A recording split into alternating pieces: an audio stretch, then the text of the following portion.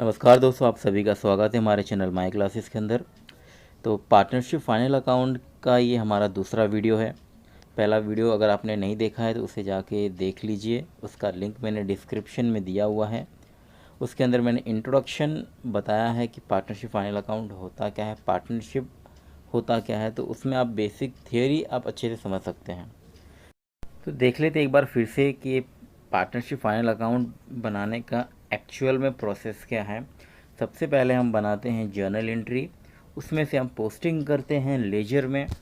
फिर ledger account से हम क्रिएट करते हैं अपना ट्रायल बैलेंस, और वो ट्रायल बैलेंस के थ्रू हम अपना पार्टनरशिप फाइनल अकाउंट बनाते हैं।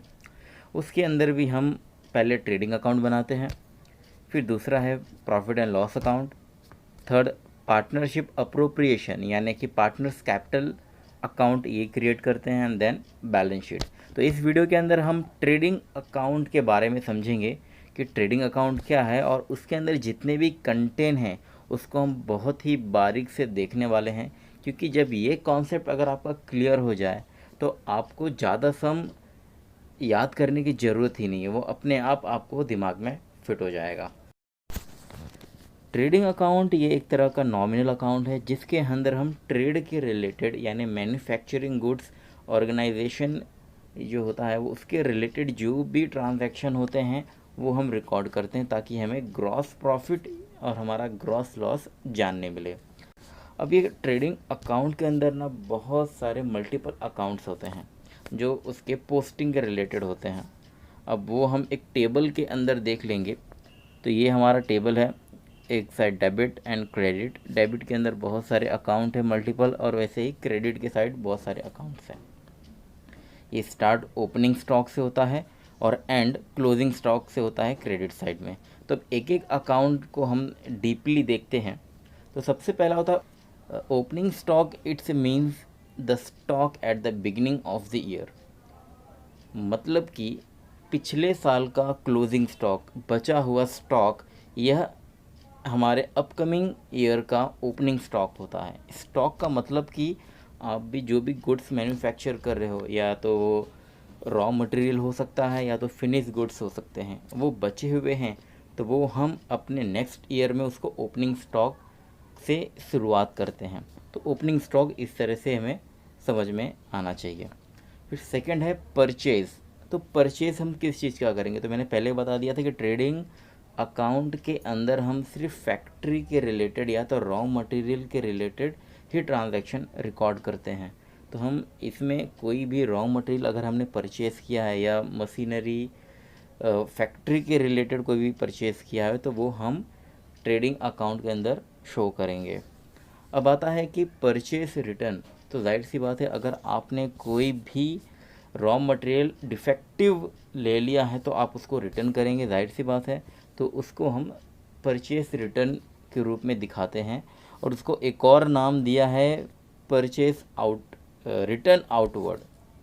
तो मोस्ट ऑफ कन्फ्यूजन हो जाता है कि रिटर्न इनवर्ड और आउटवर्ड में हम क्या करें। तो परचेस रिटर्न या रिटर्न आउटवर्ड, ये जो अगर वर्ड आएगा तो आपको समझना है कि ये परचेस रिटर्न ही है, और इसको आप डेबिट साइड में ही पोस्टिंग करेंगे। फिर हम थर्ड देखेंगे wages. Wages paid to make the goods saleable for manufacturing, this is a direct expenses. यानी कि अगर आपके फैक्ट्री में कोई भी वर्कर काम कर रहे हैं, आप उसको पे कर रहे हैं, जाहिर सी बात है वो काम करेंगे तो कुछ ना कुछ पे आपको करना होगा, तो उसको हम वेजेस के रूप में दिखाएंगे। अब इसमें भी एक स्टार पॉइंट के रूप में आप समझ लीजिए, कभी कभी एक ट्रांजैक्शन में वेजेस एंड सैलरीज दोनों साथ में आते हैं, तो आपको पहला वर्ड देखना है वेजेस। तो वो जो वेजेस है वो आपका ट्रेडिंग अकाउंट में जाएगा। अगर सैलरीज एंड वेजेस आते हैं तो आपको प्रॉफिट एंड लॉस अकाउंट में शो करना होगा। फिर फोर्थ है carriage inward, freight inward, cartage. ये एक तरह से ना एक मिलते जुलते ही चीज़ें हैं। ये बहुत ही कन्फ्यूज़न भरा वर्ड है, खासकर स्टूडेंट कंफ्यूज हो जाते हैं कि इसको हम पीएनएल में शो करें या ट्रेडिंग में। तो समझ लीजिए कि ये है क्या असल में।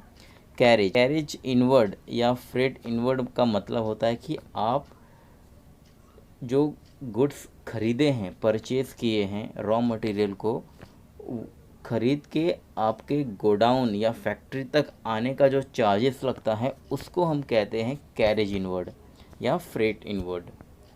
ठीक है, तो वो जो एक्सपेंस होगा उसको हम अपने ट्रेडिंग अकाउंट के अंदर शो करेंगे। फिर पांचवा आता है ऑक्ट्रॉय ड्यूटी, सुना होगा आपने।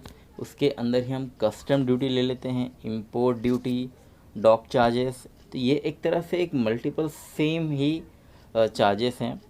ये कब होता है, जब आप कोई फॉरेन कंट्री से कोई रॉ मटेरियल या गुड्स परचेज़ कर रहे हैं, तो उसमें क्या होता है कि जब आप कोई अदर कंट्री से गुड्स खरीदेंगे तो आपको उसका टैक्स पे करना होता है अपने कंट्री में लेते वक्त। तो वो जो चार्जेस होते हैं वो आपको ऑक्ट्रॉय ड्यूटी या कस्टम ड्यूटी समझ लीजिए, या पोर्ट चार्जेस ये समझ लीजिए। पोर्ट चार्जेस या डॉक चार्जेस आपको जब हम शिप से गुड्स खरीदते हैं तो वहाँ पे आपको पे करना होता है। तो एक तरह से ये हमारा डायरेक्ट एक्सपेंसेस चीज़ें हैं जो एक तरह से टैक्स के रूप में हमें पे करना होता है। फिर फैक्ट्री के एक्सपेंसेस के रिलेटेड इसमें अकाउंट होते हैं जो आप समझ लीजिए, ऐसे लिख के आएंगे कि factory rent, factory insurance, factory lighting. तो ऐसे जितने भी फैक्ट्री के रिलेटेड एक्सपेंसेस हैं वो आपको ट्रेडिंग अकाउंट के अंदर ही शो करने हैं डेबिट साइड में। ठीक है, फिर एक आपको आएगा कि factory coal charges, gas, water, oil etcetera. ये सब भी क्या है, एक्सपेंस है। आपको फैक्ट्री रन करने के लिए इन चीज़ों की ज़रूरत पड़ती है, तो इसमें हमारा खर्च होता है। तो जाहिर सी बात है आप इसको डेबिट साइड में शो करेंगे। अब एक लास्ट डेबिट साइड का पॉइंट आता है रॉयल्टी। ये थोड़ा सा कन्फ्यूजन भरा होता है, काफ़ी स्टूडेंट्स को इसको समझ नहीं पाते क्या होता है और काफ़ी लोग रट के खाली चले जाते हैं। तो हम इसको और अच्छे से समझते हैं कि रॉयल्टी होता क्या है। देखिए, अगर समझ लीजिए आप कोई अपना एक वीडियो बना रहे हैं और उसके अंदर आप कोई एक म्यूज़िक या सॉन्ग को यूज़ करना चाहते हैं, तो अगर आपने बिना पूछे, जिसने म्यूज़िक बनाया उससे बिना पूछे अगर आपने इस सॉन्ग को यूज़ किया तो आपका माइट भी वो वीडियो बैन हो सकता है। तो आपको वो म्यूज़िक यूज़ करने के लिए आपको सामने वाले को, जिसने बनाया है, उसको कुछ ना कुछ पे करना होगा। Is nothing but a rent, क्योंकि उसने वो चीज़ बनाया है तो वो उसका एसेट्स हो चुका है। अगर आप उसको पे करेंगे तभी वो आपको इजाज़त देगा उसकी चीज़ को यूज़ करने का।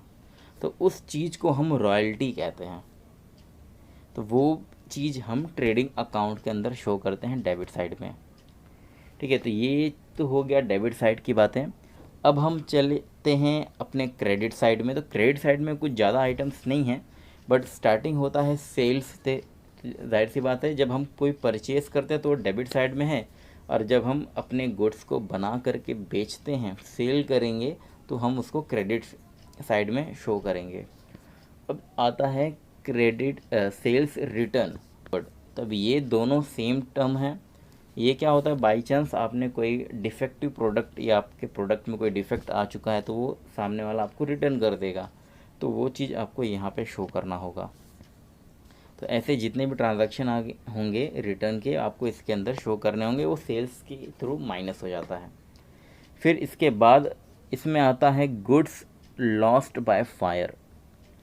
बाई चांस अगर आपके फैक्ट्री में आग लग जाती है तो उसके अंदर और भी गुड्स होंगे, तो वो जल के राख हो जाएंगे, तो इसमें आपका नुकसान होता है। तो आपकी जो भी नुकसान वाली चीज़ें होंगी, इस तरह के ट्रांजैक्शन आपको ट्रेडिंग अकाउंट में क्रेडिट साइड शो करना होगा। फिर गुड्स लॉस्ट बाय थेफ्ट, यानी बाई चांस आपके गोडाउन में कोई चोरी हो जाती है तो आपके गुड्स की जो चोरी होगी उसकी भी भरपाई, यानी आपका लॉस हुआ है, तो वो आपका क्रेडिट साइड में ट्रेडिंग अकाउंट में शो करना होगा।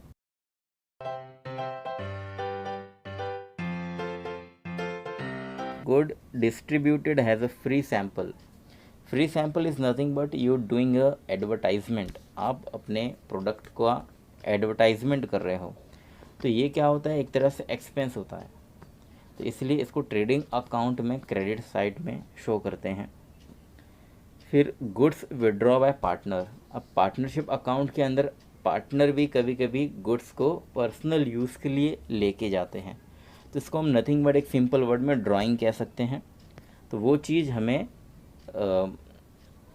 ट्रेडिंग अकाउंट के क्रेडिट साइड में शो करना होता है। और सबसे लास्ट में जो आता है वो होता है क्लोजिंग स्टॉक। तो आपने स्टार्ट किया, परचेज़ किया, मैन्युफैक्चरिंग एक्सपेंसेस हुए, आपने सेल किया, और जो लास्ट में बच गया उसको हम क्लोजिंग स्टॉक करके ऐसा लिख देंगे। अब जब इसके अंदर हम प्लस माइनस करेंगे तो अगर आपका क्रेडिट साइड हायर अमाउंट आता है तो आपके ग्रॉस प्रॉफिट में जाएगा, और डेबिट साइड में हायर अमाउंट आएगा तो आपका ग्रॉस लॉस में जाता है। तो इस तरह से हम इस ट्रेडिंग अकाउंट के थ्रू ग्रॉस प्रॉफिट और ग्रॉस लॉस फाइंड करते हैं।